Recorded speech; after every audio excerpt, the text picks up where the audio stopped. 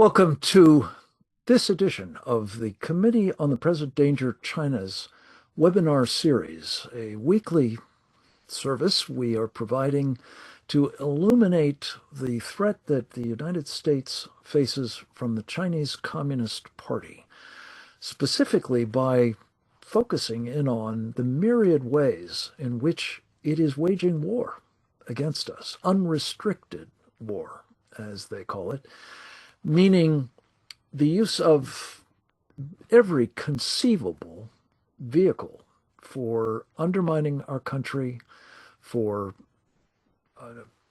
helping to diminish its power, its influence, its alliance relationships, and not least to endanger both the American people and a government of, by, and for them. Today, we're going to focus on a topic that has been very much in the news of late.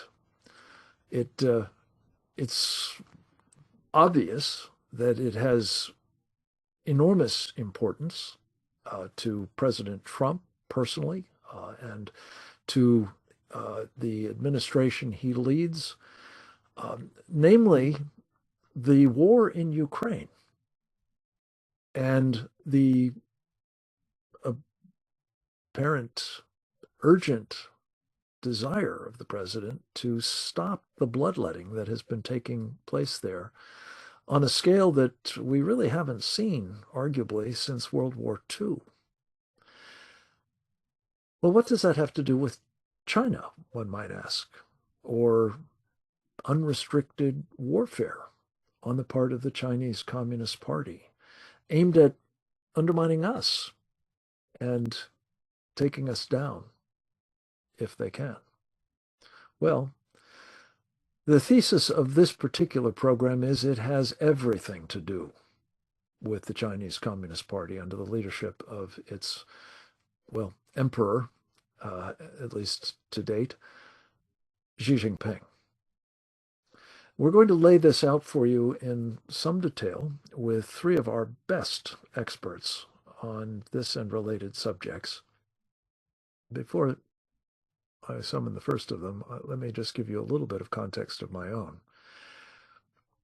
I believe that the Chinese Communist Party has, under Xi Jinping, sought, as I've mentioned, to do us incalculable harm, but is appreciated, as have its predecessors in power in China, that one has to do it carefully because the United States has considerable military power, and were it to be wielded effectively, decisively against the Chinese Communist Party, not just the military power, but the political warfare capabilities, the economic and financial capabilities, the diplomatic capabilities, perhaps as well.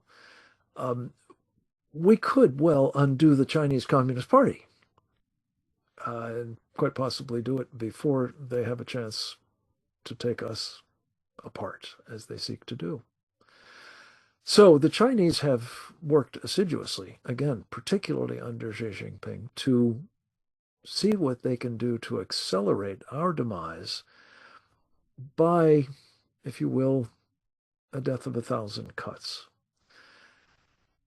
The unrestricted warfare that we've documented in, I think now, well over 210 different programs in this series has been greatly exacerbated by the what I call strategic arson of Xi Jinping. His use of stratagems of creating conflicts in various places around the world, or setting the stage for them in some cases, all for the purposes of weakening us and creating new opportunities for him to pursue both our demise and our replacement by China as the preeminent power in the world. Which brings us to Ukraine. we're going to discuss the fact that Xi Jinping hosted Vladimir Putin in Beijing for the occasion of the opening ceremonies of the 2022 Olympics in February of that year. About 2 weeks after the games ended, Vladimir Putin invaded Ukraine. Our thesis at the Committee on the Present Danger of China is that that is, as the communists are fond of saying, no accident, comrade. That in fact, Xi Jinping personally greenlighted the invasion of Ukraine, maybe even conjured it up. Not that it wouldn't have occurred to Putin, he's invaded the place a couple of times already, but that it would be good to do it now. I think was an idea that was very much inspired by Xi Jinping. And what we have seen in the aftermath of that invasion is that the Chinese communists have not only assiduously supported Putin, but have arguably been the greatest beneficiary from this war by far. Beneficiary in the sense that they have been able to extract vast amounts of Russian energy at cut rate prices. Beneficiary in the sense that they have sold sizable quantities of arms. And most especially, and really this is central to our discussion today, they have succeeded with the war in Ukraine in conjuring up chaos that has served their purposes. Chaos in Europe, chaos in the relationship between the United States and its European allies, chaos in the sense that the West in general, but specifically the United States, has been compelled, or at least has felt compelled, to focus intensively on Ukraine, to dedicate immense resources to the war there, and not least, arguably, perhaps most importantly, to deplete its arsenal that might otherwise be needed and useful in resisting Chinese aggression. I would argue that the same has been done in the Middle East as well, and the seeds have been set for other places for conflict, notably with Nicolas Maduro coming back from Beijing also, as did the Iranians and the Palestinians, with invasion on his mind, as I think it was on theirs. His case, Guyana, not yet actualized, but perhaps the positioning of an American amphibious battle group off the coast of Venezuela at the moment is meant to not only interdict drugs, but also to signal that that must not happen. Korea, maybe another place where a clash is in the offing. Again, more distractions, more chaos, more inability to focus on what our friend and colleague Captain James Fennell calls the main thing, namely the threat we face from the Chinese Communist Party. To give us a little bit of background, context, if you will, for how all of this has played out in the period since February of 2022, I'm delighted to welcome back one of our most important contributors to these programs and to the Committee on the Present Danger of China, of which he is a member, and to so much that is done that is helpful in our country in educating the American people about the threats we face. Yes, both from enemies without, but also enemies within. And that would be Trevor Loudon. Trevor is the author of a number of books, including The Enemy Within. The Enemy Within the Church is a movie that he's made, as is The Enemies Within. Multi-volume sets, including The Security Risk Senators and House Un-Americans, that cover, respectively, the two chambers of Congress and how the enemies of within are burrowed inside them. He has been a podcaster as well as a filmmaker. He is an essayist par excellence, and a great colleague and resource. And I couldn't be more pleased to have him with us to talk a bit about the war in Ukraine, uh, both what is obviously going on there and what are its implications, um, and whether the prospects for peace are at hand in the absence of attention being paid to and corrective action taken concerning the Chinese Communist Party's influence and role there. Trevor, well, welcome back once again. It's so great to have you with us. Over to you, sir. Thanks very much, Frank. I think the main point to realize here is that the Russians and the Chinese have been in a strategic partnership for many, many years.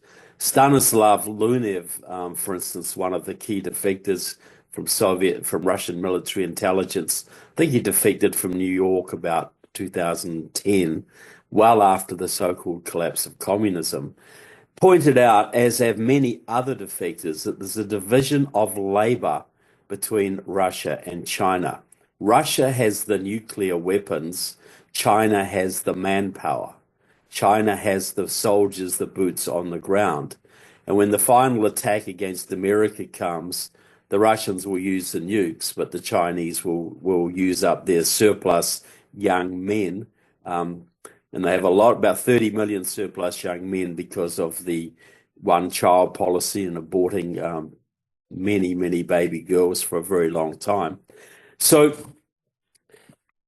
when we see Putin going to China to celebrate the Olympics, and then we see a subsequent invasion of Ukraine, we shouldn't be surprised. There are those who theorize and say that actually one of the reasons Ukraine managed to survive the initial assault is because Putin delayed his attack in the spring thaw till after Xi had had his moment of glory at the Olympics, meaning that had he attacked earlier when the ground was still frozen, he could have deployed his tanks across open fields. But because he waited till after the Olympics, when the ground had started to thaw, the tanks would have got bogged. So they went in columns down highways, which made them very easy for the Ukrainians to surround and pick off. Ukraine might not have survived that initial assault had Putin been more militarily wise and less appeasing to President Xi, giving Xi his moment of glory. The Russians and the Chinese have been in an intelligence sharing partnership, I believe, since 1997, meaning anything the Chinese gather go to the Russians, anything the Russians gather go to the Chinese. They are as close as Mussolini and Hitler. They are integrally working together. They hold regular Zapad military exercises. The last one outside St. Petersburg, the largest military exercise, I believe, in world history, was predicated on playing out a nuclear attack on the United States. There's a new one coming up in September in Belarus, which many believe may be a lead up to an attack on Lithuania, Poland, the Saviki Gap, the piece of land that joins Kaliningrad, the Russian enclave, and separates Poland from Lithuania, etc. And to cut that off would strangle the Baltic states, the Baltics being all NATO members, Poland being a NATO member. That would set up a major international crisis, which could happen just a few weeks away. So it is known that when Russia invaded Ukraine, there were major troop deployments on the southeastern coast of China. Many thought they were getting ready to launch an attack, possibly on Taiwan, possibly the Philippines, maybe even further afield. Who knows?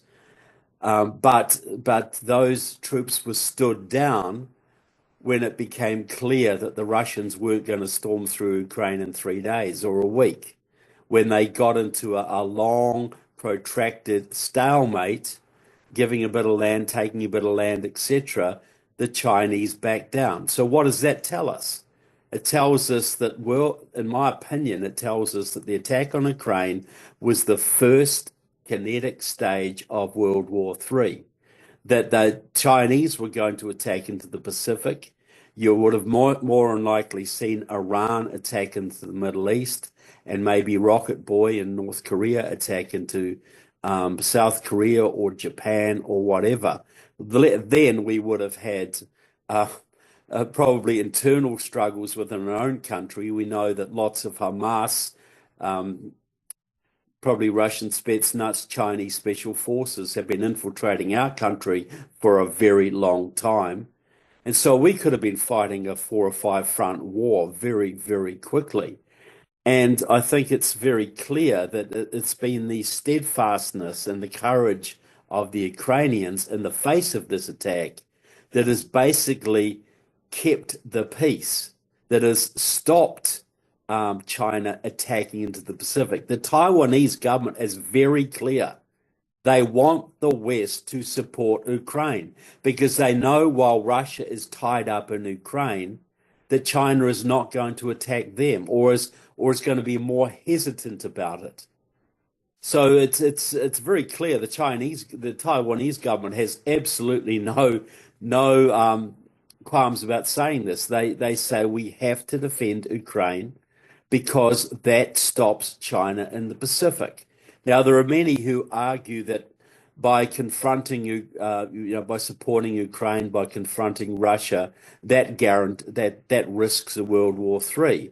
I think it's very clear that not defending Ukraine guarantees World War III because it will embolden the Chinese, it will embolden the Iranians, it will embolden the North Koreans, all of whom are increasingly belligerent, even though, obviously Iran has suffered a major defeat in recent times, but they're down, but they're not out. So this I think the point we need to understand. China has said specifically, straight out, that the war, Russia cannot lose the war in Ukraine. They're giving arms. They've been threatened with sanctions if they're giving arms. They don't care about that anymore. We all know they're supplying the Russians with arms. We believe there are Chinese troops currently in Belarus. There are certainly North Korean troops there, and North Korea doesn't do much that China doesn't tell them to do. And so I think this is what we have to understand. This is not a territorial struggle. This is not just Vladimir Putin wanting to take a few Russian-speaking provinces in eastern Ukraine. Why would he risk, when he's got more than enough land already, why does he risk international contempt, trade sanctions to grab a few provinces? There was a recent conference in Moscow. It was overseen by Sergei Lavrov, the Russian the Russian Minister of Foreign Affairs, and it had various communists and radicals from all over the world there. It was a major conference, and we translated the major document that came out of that conference. It was Russia 2050. That was what it was called. And the conference document quite clearly stated the goal of the Ukraine war is to reestablish the Russian-Soviet Empire, which will include all of Central and Eastern Europe, all of it, plus large chunks of the Middle East, plus the Asian republics, the former Kazakhstan, all of that, plus sections of Latin America and Africa. This is what the Russians are planning for. The Chinese, on the other hand, will be taking the rest. Stanislav Lunev said that the Chinese plan is to take the United States of America, and the Russians will use their nukes in that exercise and would probably invade Alaska and Western Canada, but the Chinese would complete the invasion by coming across the Pacific in huge numbers, knowing they would lose millions in the process. But as I said before, they've got 30 million surplus young men, which is a huge social problem Any government will tell you you don't want 30 million single men running around your country. You want to use them productively, and taking the United States of America or other territory would be a very good use of them. So the point I'm getting at is that the Ukrainian fight is not a regional struggle. It's part of a geopolitical struggle orchestrated between the Russians and the Chinese to tie America up in the West, while and Europe up in the West, and create a lot of strains and pressures on NATO, create a lot of internal pressure in the United States, because we know we have Putin Republicans out there. We know we have a very strong left in America. We know we have a lot of division over this particular issue. All of this is a big distraction. In the meantime, that gives the Chinese a free hand in the East, or a much freer hand in the East. It depletes our resources, and it also encourages, North Koreans and Iran as well. And I think this is a lesson, I think, for all of us, and for President Trump. You don't do deals with ideologues. Too many people are stuck in the idea this is just a regional power struggle, just grabbing land. But if you've got Putin, who is steeped in Marxism, Leninism, whose country is guided by the Eurasianist philosophy of Alexander Dugin, coupled with the Marxism, Leninism, and Han supremacy of the Chinese, plus the Juche ideology of North Korea, plus the 12 ideology of Iran, which believes they can bring back the famous 12th Imam and bring in the day of judgment by creating chaos in the world. When you're dealing with an alliance of those major powers, all motivated by ideology, you don't do deals with people like that. They don't care about economic development. They don't care about hotels in their capital. They want to dominate their spheres of influence. They want to dominate the world, take down the United States, Europe, Israel, and anyone else who stands in their way. So only a united front against that, coupled with massive sanctions on both Russia and China, allowing Israel to finish the job and destroy the Iranian military.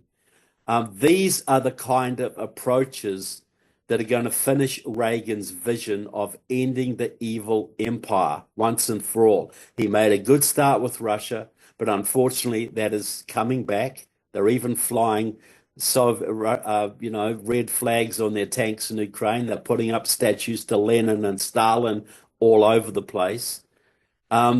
The only way to stop this evil empire going forward is to sanction the heck out of Russia, sanction the heck out of China, rebuild the Western alliance, stand very, very strong, and with skill and enough courage, I think that the Vladimir Putin regime can be brought to its knees. He will be deposed.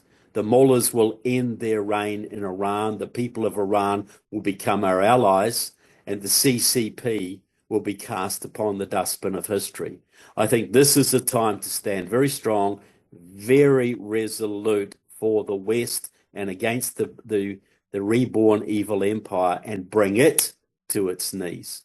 This restrainer, this appeasement movement is just beyond crazy. So I'll call it quits there, Frank, and maybe we'll take some questions later. Yeah, we will indeed. Fantastic overview, Trevor. Thank you so much. We're going to turn next to another of our very important contributors to the webinar series, which this one is a part, as well as more broadly, the work of our Committee on the Present Danger of China, and in his own right, in innumerable other ways, to the education of the American people about the threats that we're facing from the CCP. That would be Gordon G. Chang. Gordon is a distinguished senior fellow at the Gatestone Institute, a columnist for Newsweek magazine, a man whose essays appear in all number of other places, as does he, and Maria Bartiromo's wonderful programs at Fox Business and Fox News, as well as myriad other places, the John Batchelor Show, notably each week, and of course, I'm proud to say on my program, Securing America. In fact, we are going to excerpt from a program that we taped with him yesterday, a section that was directly relevant to today's topic, and with his permission, we'll be running it as a real contribution to this conversation as well. Great Gordon Chang. Let's go to his video now. Russia would not be fighting in Ukraine today were it not for the all-in Chinese support.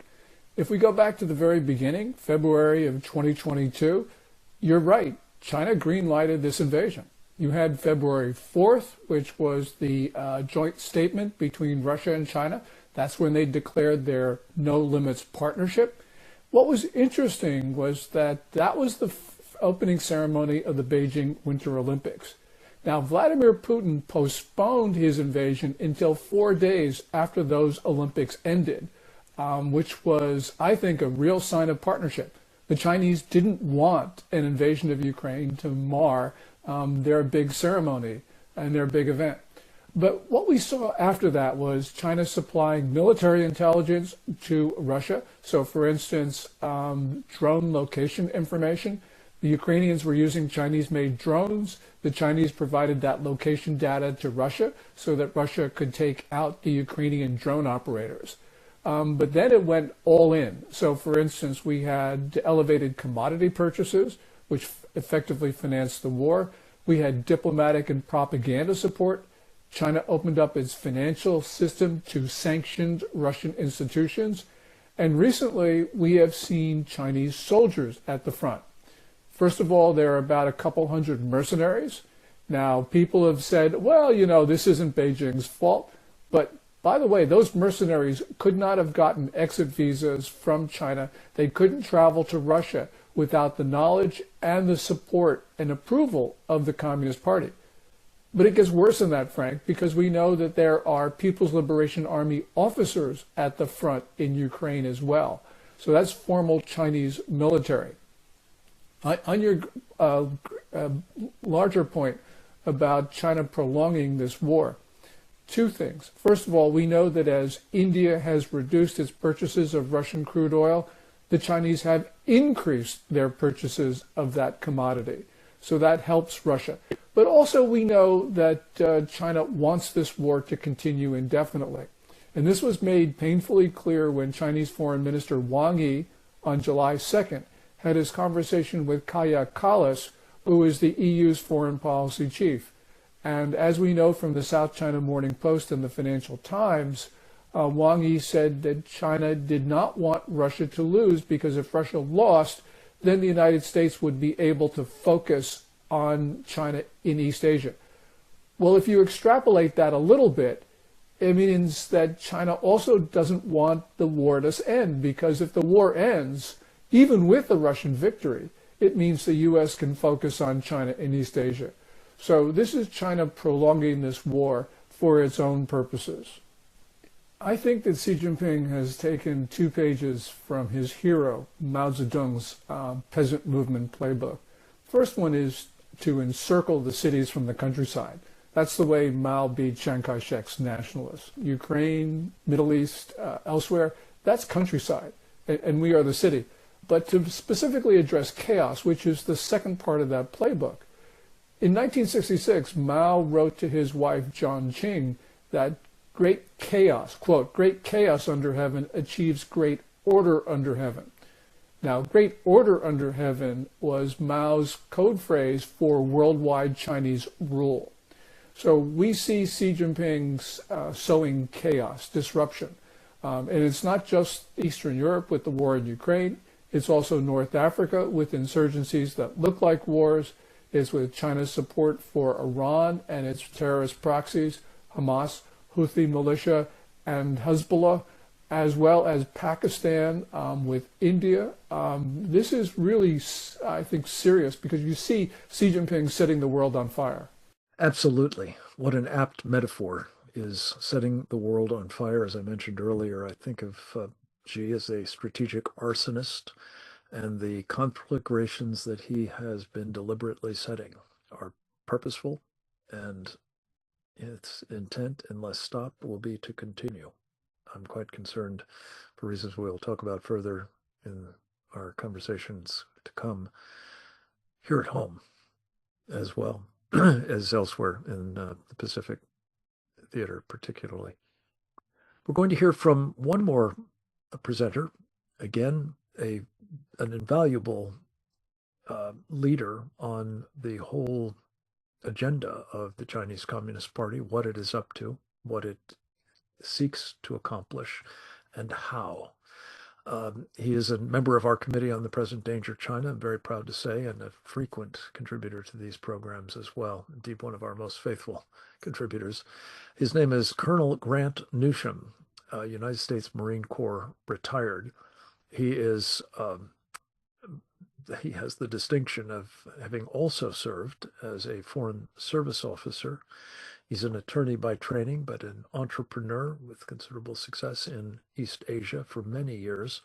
He is an author as well of numerous essays, including several of direct relevance to today's topic, but also a book that is very much germane to the threat we face from the Chinese Communist Party and the need to understand it better. It's entitled When China Attacks, A Warning to America. Gordon Chang's book, Plan Red, which I neglected to mention a moment ago, China's project to destroy America, and Colonel Newsom's book, When China Attacks, are really bookends on this subject, and we're delighted to be able to feature both of them. We have, by virtue of, again, an interview that Colonel Newsham gave me earlier today for Securing America, the ability to present to you some of his relevant thoughts to this issue of the Ukraine war and China's role in continuing it. Let's go to the video with Colonel Newsham now. The Chinese have been supporting the Russians from day one. There was flights from China with on transport aircraft with the transponders turned off, secret flights into Russia from almost the very beginning, with obviously sensitive technology involved, and the support for Russia from China has continued. For a couple of years, the Biden administration pretended it didn't exist, even though everybody knew it did. And then finally, the Chinese have said, well, we don't really care. Of course, we're going to give you this help. And what are you going to do about it? The Chinese, if you remember, before the war started, Xi Jinping and Vladimir Putin met, and they described it as a no-limits partnership. And the idea was that, well, China's going to give the go-ahead, and Ukraine's going to be gone, and Putin's going to get what he wants. And the Chinese were saying at the time, well, when the time comes for us to settle Taiwan once and for all, we expect the Russians to return the favor. And that was very much Chinese thinking on this. And it's simply continued. And the Chinese are glad to have this war going on. They've adjusted, of course, to the situation, and they, of course, are always seeing what the West's reaction is, what the U.S. reaction is, what's the potential downside for China, and they appear to see almost nothing. In fact, I think they see nothing that they don't really like, because this is a huge distraction for the Americans, for the West. Even the Japanese have to pay some attention to it. It's not just a question of taking up political bandwidth. It seems that despite America being the greatest country on earth, it seems like there's only like one or two things an administration can ever focus on with any seriousness, which is hard to imagine, but that seems to be the case. So all the focus is on Europe, not on China, not on Taiwan, not on Asia. And the Chinese are glad to have it, as is well known. Wang Yi, the top diplomat from China, said the other day, or recently, what I just said, that we're glad the war is going on and we'd like it to continue because it does cause a distraction. Also on the U.S. side, there's still people who think, well, we need China's help with fill in the blank, North Korea, transnational crime, fentanyl of all things. Therefore, we're not going to really call them out on what they're doing to support Russia. And that support includes buying Iranian oil, 90% of it, which is then used to produce, and the Iranians use the money to build drones, which they give to the Russians to keep the war going. The Chinese are, of course, providing drones directly, the full the full models, not just components. And that's just, it's ongoing. And unless you apply pressure on China, your chances of getting a negotiated peace or an end to the war in Ukraine are much, much reduced. They probably don't even exist. And what has been done to pressure China for what they have done to support Russia? Nothing. And that's a bipartisan achievement. There are people, of course, on both sides who understand that something needs done, but nothing's been done. The Chinese look at it and must pinch themselves laughing that, well, we've supported the Russians who are keeping the Americans engaged. They're depleting their arsenals, and these are very seriously depleted. And they don't have the stuff to fight a war in the Pacific, and it's also become a domestic issue in the United States, where we have once again, we're turning on ourselves to decide what to do about Ukraine, about Russia. And when you're doing that, you're not thinking about the real threat, the ones who can kill us. Now, some people will say, well, look, the Russians and the Chinese, it's not really a relationship. They don't like each other. They're suspicious of each other. Nothing to worry about. Well, their strategic interests align. And that interest is to beat back and ideally destroy or defeat the United States. They may see it a little differently, but the end result is the same. They are both aligned against a common enemy, which is us, which is the West, the free nations, and they're cooperating freely. And they will do that, and they will continue to do that as long as it seems to be beneficial. And once again, if you're the Chinese and there's no downside risk, nobody's done anything to you, and you're killing 70,000 Americans or some tens of thousands every year from fentanyl, and they're still not doing anything to you, well, you're going to keep doing it. And that is what has given Russia the wherewithal to continue to prosecute this war the way they have. And I haven't mentioned North Korea. They've obviously provided troops, they've provided artillery shells, other ammunition, small arms, the things that keep the Russian war machine going. And that is done with China's approval. They wouldn't be doing it if Beijing didn't allow it. And once again, what has been done to the Chinese for doing this? Nothing. I've heard it said that when the North Koreans supply all this stuff to the Russians, well, the Chinese probably are backfilling it into North Korean arsenals. And it's plausible to me, but China is the core to all of this. And unless you address that, it's not going to happen.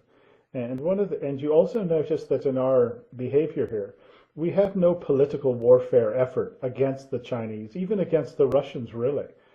They've been doing all of this, and there's really been no effort to address the issue, as I say, from a non-kinetic standpoint, the political standpoint. Has anyone ever, for example, pointed out that Putin, in not exactly following in the tradition of Ivan Grozny, Ivan the Great, who took on the Mongols, or Peter the Great even, and he's the one who's turned Russia into a Chinese vassal state. Now, this is something you should be hearing nonstop, and you don't hear it at all. Do you hear anything about, from the U.S. side, successive administrations, about what China has been doing, as I say, to support Russia, but also their ulterior motives here? And China fully intends to get back the Russian Far East territories that they think the Russians took from them unfairly in the 18th century and a little later, some of them. They're going to get it back. And Putin must wake up every morning wondering if there's 5 Shenzhens on his side of the border, these huge, shiny cities. And the Chinese far outnumber the Russian population in that area. They are across the border. The local Russians hate it. Is anybody capitalizing on this to appeal to the Russian people?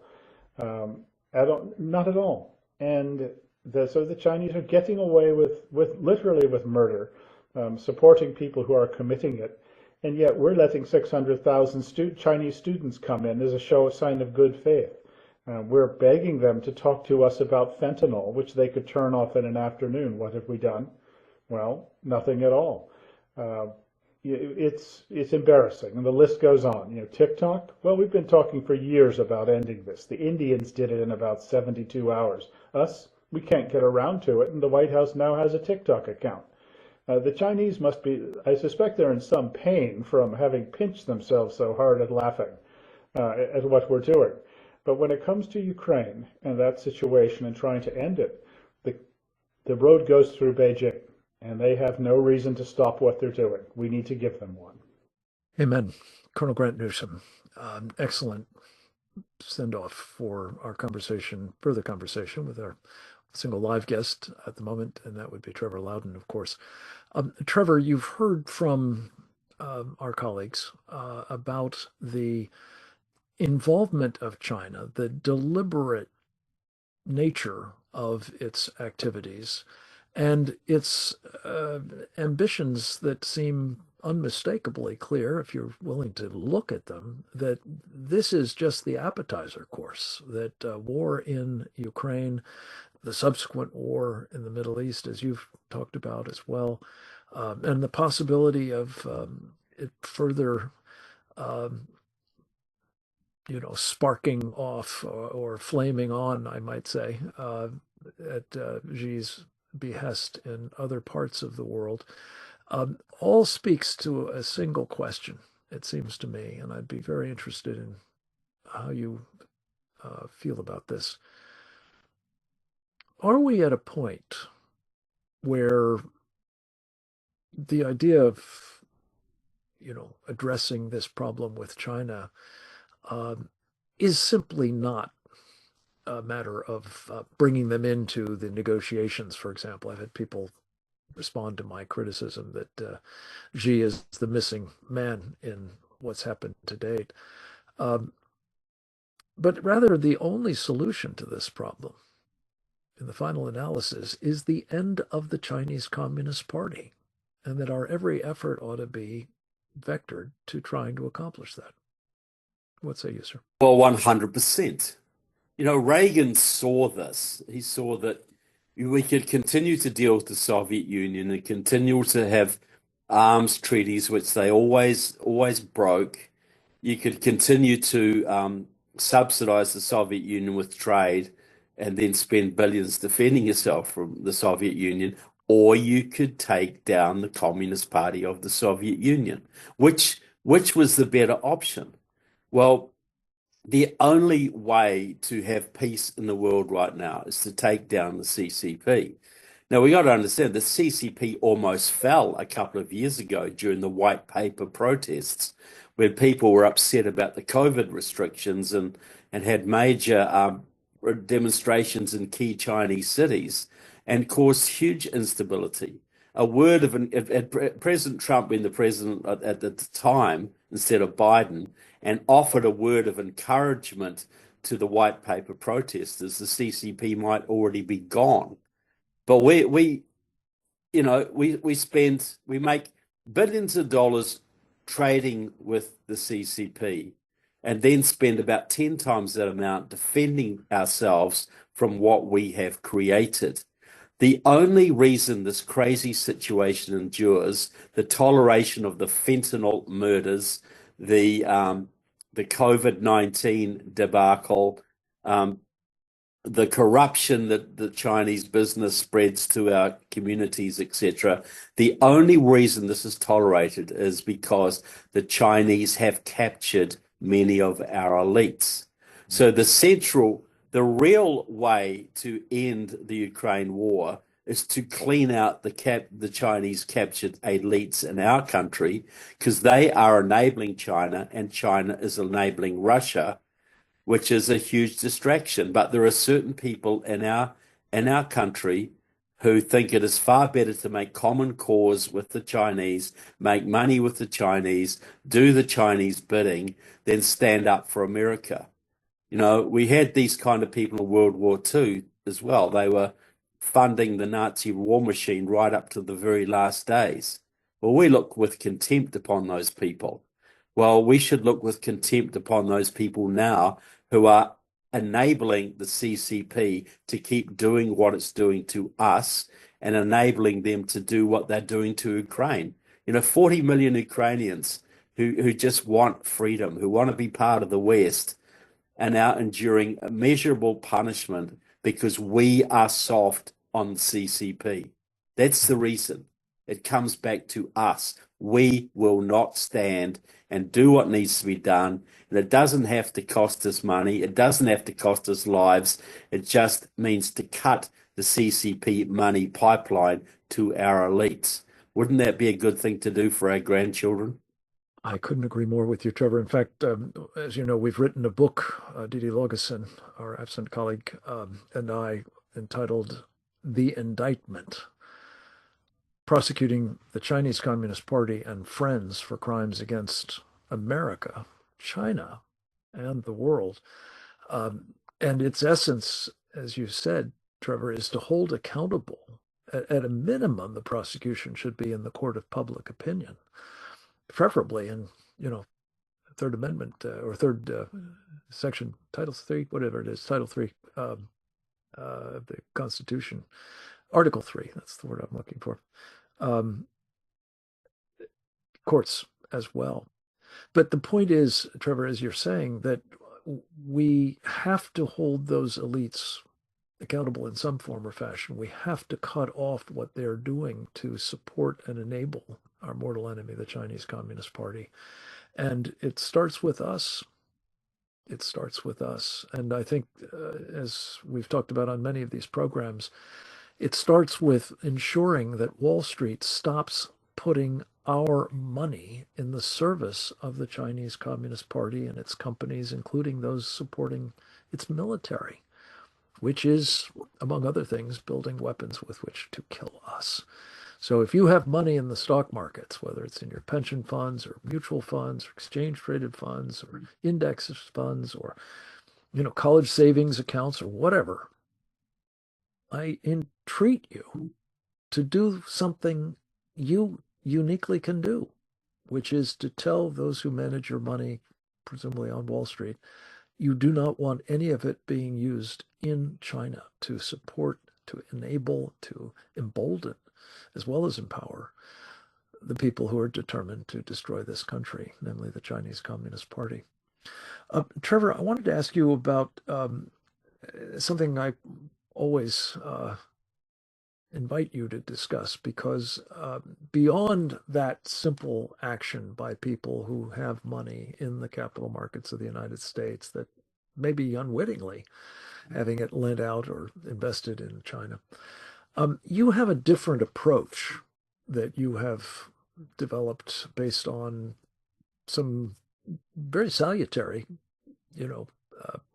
actual practice with respect to other criminal actors. I think properly understood, the Chinese Communist Party is a transnational criminal organization at the end of the day. Talk a bit about what your recommendation is to roll them up, those enemies within working for China. And by the way, the Sharia supremacists who are their allies as well. Well, Diana West wrote a great book, The Red Thread, which was all about, well, two books, American Betrayal and Red Thread, which pointed out that the reason the Islamists and other enemies have done so well against us is we have far too many collaborators within our system who are helping them do so. So we got to treat the Chinese regime, I think the Iranian regime and the Russian regime all as criminal enterprises. So how do you take down organized crime? Well, any cop will tell you this is policing 101. You've got to, first of all, identify that these people are criminals. They are intent on destroying us. So you've got to go where they're weakest. You identify their networks, and then you start arresting low-level members of their networks. You have to set up a new part of the FBI, which is all about ending foreign infiltration and influence operations in America. Dedicated 100% to that. Then this new institution has to go out and start rolling up academics, Chinese students, businessmen who are doing shady deals with the Chinese, Wall Street guys. You start rolling them up and prosecuting them for offences under the FARA Act or whatever. But the real target is not these guys. What you're going to do is ask these people, you're going to give them a choice. We're going to give you 5 years for violating the FARA Act, in your deals, facilitating deals between Iran and people in the DoD or whatever it is. We're going to give you 5 years for that. Or you can tell us everything you know about the networks who supported you, who recruited, etc. And you will get freedom and immunity from prosecution, and you can live your life freely. You'll never hold public office again or anything like that, but you won't go to jail if you tell us what you know. And the president would say, okay, every foreign actor, every traitor, everybody who's working for the Chinese, the Iranians, the Russians, the cartel, whatever, you've got 3 months to come forward and register your name. Register your name with the FBI and then tell us everything you know. And if you're honest, you will get immunity from prosecution. You may be required to testify, but you'll get immunity. You would start to destroy the networks in this country, because the Iranian businessman paying off the senator wouldn't know if the senator had taken the deal and was wearing a wire, and the senator wouldn't know if the Iranian businessman had taken a deal and was wearing a wire. And just by the way, this 3-month amnesty is, if you're foreign, you got 3 months to leave the country and never return. If you're domestic, you got 3 months to come in and register your name. This would cause a complete meltdown of every foreign intelligence network in America. Their trust would be completely blown. This is how you take down mafia gangs. This is how the British took down the Thuggy gangs in India in the 19th century. This is how Thomas Dewey took down Murder, Inc. You find the low-level guys, you give them a deal. And you keep going up and up and up the chain. Now, at the end of it, you'd have several thousand informants. You'd have as not much evidence you want as you needed, and the few recalcitrants who wouldn't come forward and confess, you'd have enough evidence to put them in Leavenworth for the rest of their natural life. You might only have to jail a couple of hundred people, but you'd clean out all the Chinese, the Russian, Iranian, North Korean, and Cuban networks in the country, and this would be a very different place quickly. So it's just using organized crime techniques against our foreign enemies who have co-opted so many of our congressmen and senators and big tech people and academics and Hollywood personalities and Wall Street actors. So it's not hard to do. Very few people would have to go to jail, but the American public would finally understand how deep the treason is and would support the security measures going forward to ensure that this doesn't happen again. It's what Giuliani did to hurt the mafia in New York. It's the same tactic. Just use it against the Chinese and the Iranians and the Russians and the Venezuelans, and we would have a different country very soon and a much, much more educated public. I find this to be one of the most creative and, needless to say, necessary approaches to addressing this problem. And Trevor, I always appreciate you working through it with our audience, and we'll probably continue to urge you to do so, because I think it deserves not just discussion, but action, as our friend Steve Bannon likes to say. You mentioned the problem of Chinese students. Invite you to talk a little bit further about how you see that in the category of enemies within, Trevor, because the President of the United States, to my great distress, announced yesterday that he thought we needed 600,000 of them, considerably up from the 270,000, which seemed to me to be wildly more than is justifiable, that are here at the present time. What are your thoughts, sir? I think this is beyond insane. I cannot see. Look, there are people around President Trump, the restrainers, the Curtis Yarvin disciples, who seriously believe we should appease China and give them East Asia, give Russia Europe, and just America goes on its own. So these people are absolutely calling, trying to influence the government. So we go soft on China, we go soft on Russia, soft on our enemies, because this is somehow going to guarantee America's peace and prosperity. Look, we know it's documented in Canada that the Chinese are using Chinese students in Canada to influence elections. There are multiple cases of Chinese students being caught working for the espionage services, stealing our technology.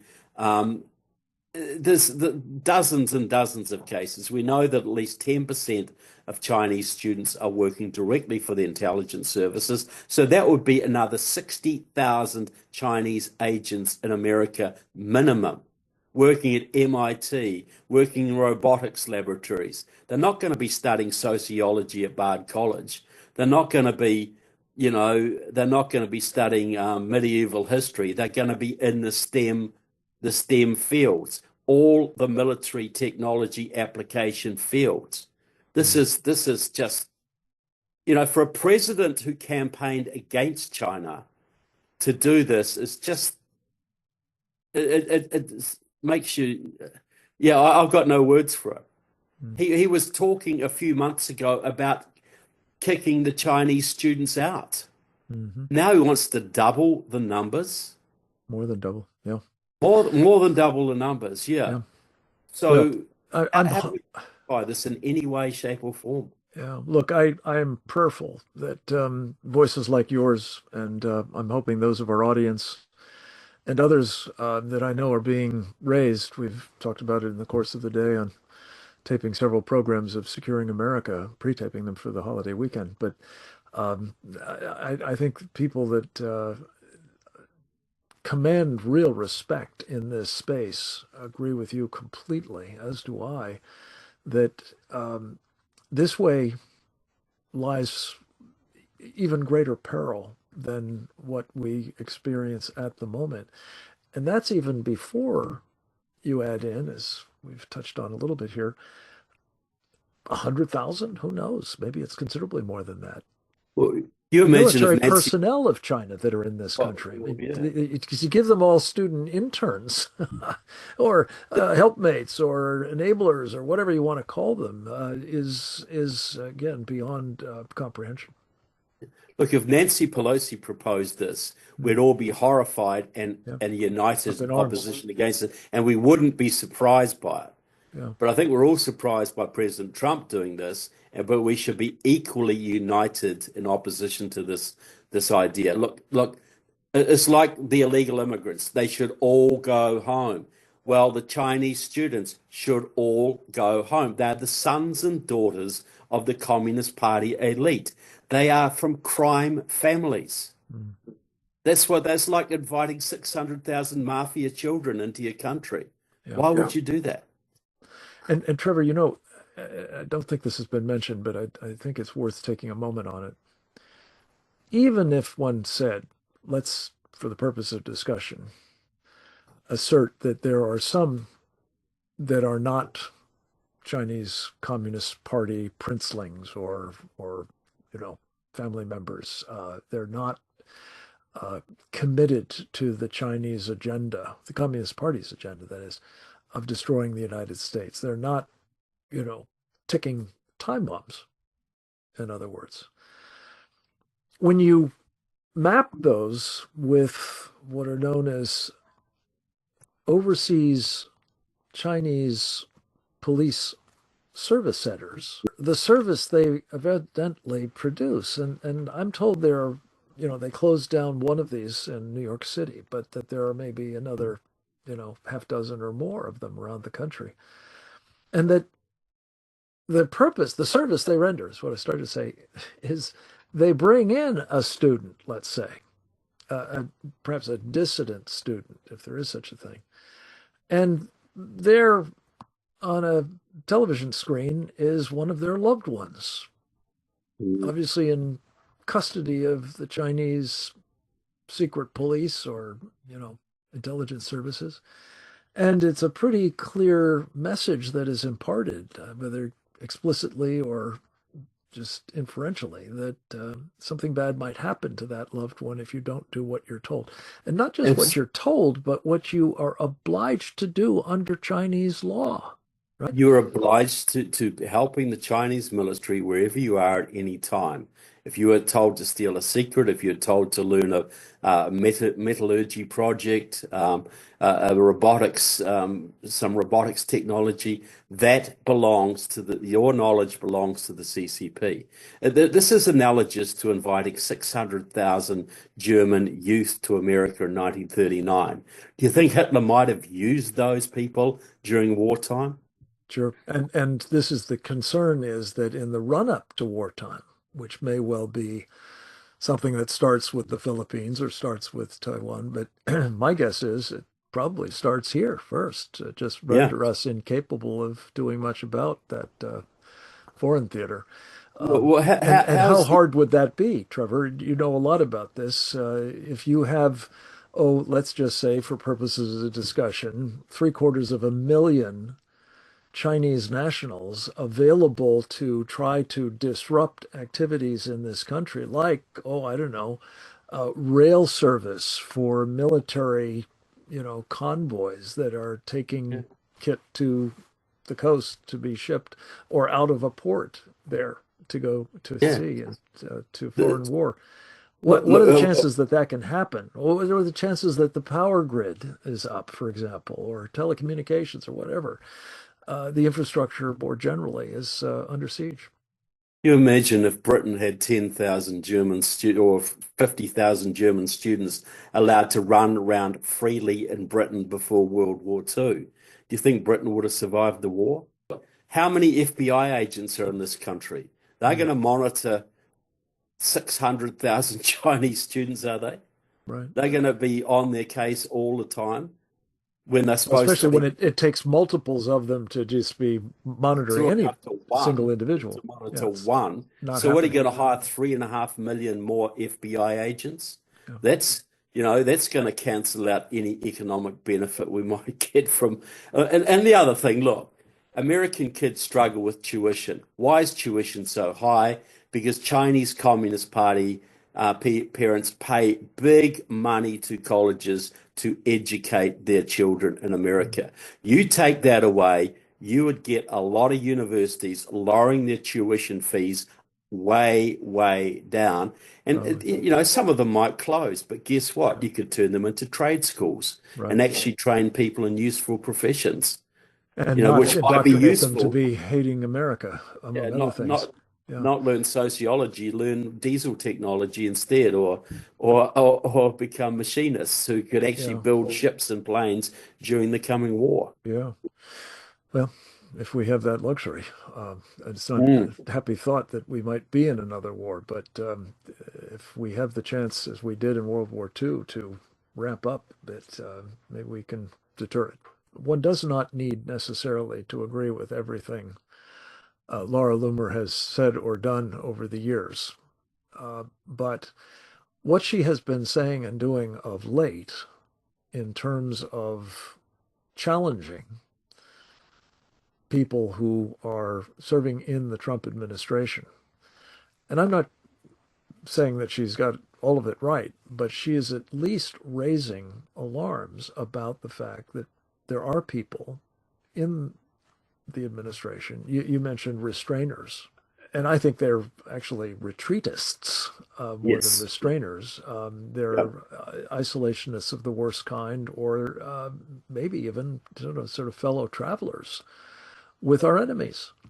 Whether it's in the context of Ukraine or whether it's in the context of Russia or China or, for that Well, matter, Iran, North Korea, who knows?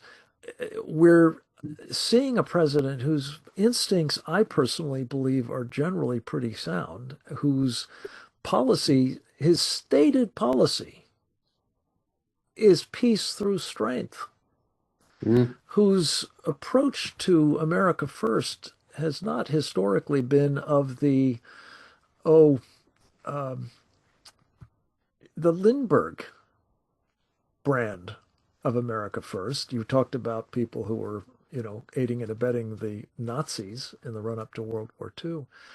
But rather, putting America first by having it sensibly engage with allies that are like-minded and are willing to help support us in fighting our common battles so that we don't have to do it, if only we will render such support as they need, material or political or information, intelligence, what have you.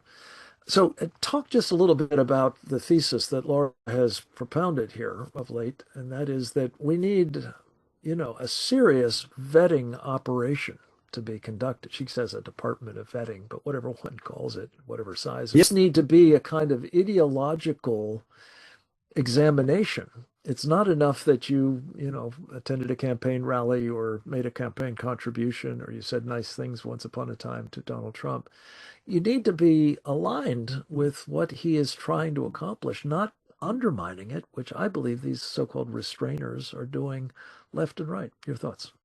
Yeah, look, I think this works in conjunction with my idea of offering an amnesty and going after the foreign agents, but there actually has to be a vetting. The FBI used to perform this. They would go in, they would grill you, they would interview your youth pastor, your high school teacher. They were very, very careful about who they allowed in. They had certain standards. If you had communists in the family, if you had been overseas to certain places, it was all red flags. The CARP, I think they called it, character, CARP. They had an acronym for it.